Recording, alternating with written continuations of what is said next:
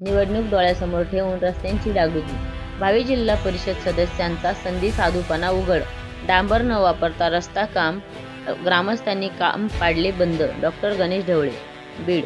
ग्रामीण भागातील खड्डेमय रस्त्यांमुळे दुचाकीस्वार घसरून पडून अपघात होत असताना, नागरिकांचे जीव जात असताना आणि पावसाळ्यात शालेय विद्यार्थ्यांना चिखलातून वाट काढावी लागत असताना ग्रामस्थांनी दिलेली निवेदने, लेखी तक्रारी व आंदोलने संबंधित भावी जिल्हा परिषद सदस्यांनी सातत्याने दुर्लक्षित केली होती.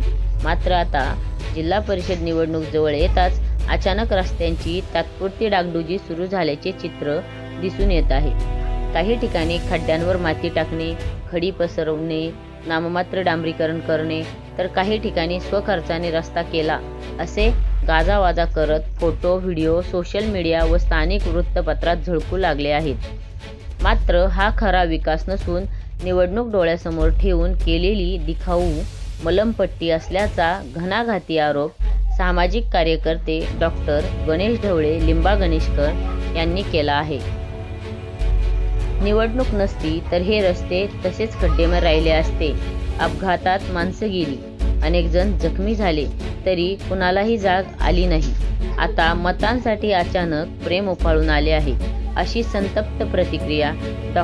ढवळे यांनी दिली.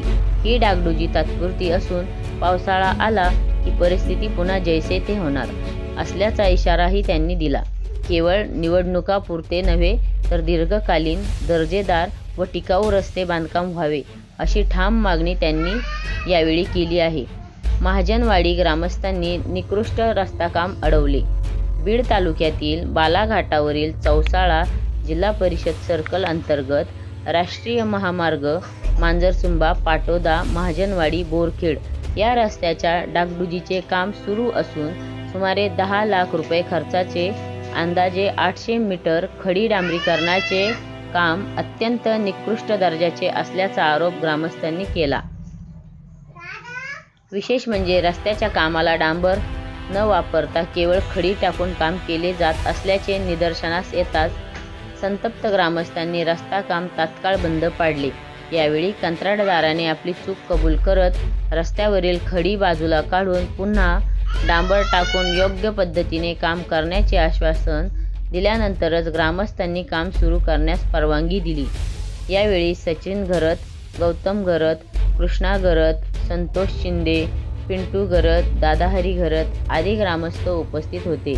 एकंदरीतच जिल्हा परिषद निवडणुकीच्या पार्श्वभूमीवर सुरू झालेल्या या रस्ते दुरुस्तीमुळे विकासापेक्षा भावी लोकप्रतिनिधींचा संधी साधूपणाच अधिक उघड होत असल्याची चर्चा सध्या गावोगावी रंगू लागली आहे.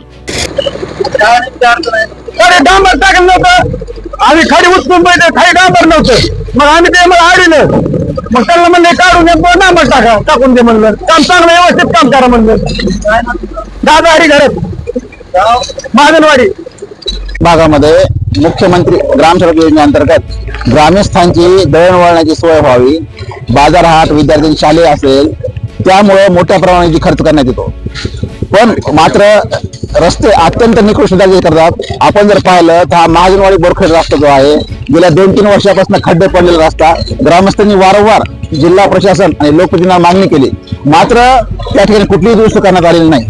आता जिल्हा परिषद निवडणूक येत आहेत, त्याच्या तोंडावर या रस्त्याचं काम सुरू आहे डागडुजीचं, मात्र अत्यंत निकृष्ट. या ठिकाणी जर आपण पाहिलं तर डांबरच नाहीये खाली या ठिकाणी टाकलेलं, आणि त्याच्यावर खडी टाकून यांचा जो प्रकार चाललेला आहे तो ग्रामस्थांनी या ठिकाणी अडवलेला आहे. ग्रामस्थांचं असं म्हणणं आहे की हे 800 मीटरचा जो रस्ता जो आहे आणि त्याला 9 लाख रुपये किंमत जी आहे त्याची अंदाजे किंमत, हा रस्ता अत्यंत दर्जेदार असावा, त्यामुळे त्यांनी या ठिकाणी काम अडवलं होतं. आता काम अडवल्यानंतर संबंधित कंत्राटदाराने त्याची चूक मान्य करून परत या ठिकाणचं जर पाहिलं आपण पाठीमागं तर ती खडीची बाजूला सारून याच्यावर डांबर टाकून पुन्हा रस्ता करणार आहेत. जर या ठिकाणी ग्रामस्थ सजग नसते आणि ग्रामस्थांनी जर रस्ता हा अडवला नसता तर अशा प्रकारचे काम निकृष्ट झालं असतं आणि गेल्या पुढच्या महिन्याभरामध्ये पुन्हा पहिले खड्डे निर्माण झाले असते. एकंदरीतच जिल्हा प्रशासन आणि लोकप्रतिनिधी याकडे लक्ष द्यायला पाहिजे. दुसरी गोष्ट म्हणजे बालाघाटावर जर आपण पाहिलं तर काही दिवसापासून जे लोकप्रतिनिधी किंवा भावी जिल्हा परिषद सदस्य रस्त्यांकडे लक्ष देत नव्हते, लोकप्रतिनिधी सांगून सुद्धा ग्रामस्थांनी आता ते रस्त्यावर उतरलेले आहेत, डागडुजीचे कामं करायला लागलेत. काही काही ठिकाणी स्वखर्चातून रस्ता केला म्हणून सोशल मीडियावर आणि दैनिकामध्ये बातम्या सुद्धा देऊ लागलेले आहेत. म्हणजे एकंदरीत हा जो लोकप्रतिनिधी आहे त्यांचा संधी साधूपणा आहे याबद्दल ग्रामस्थांमध्ये तीव्र नाराजी आहे.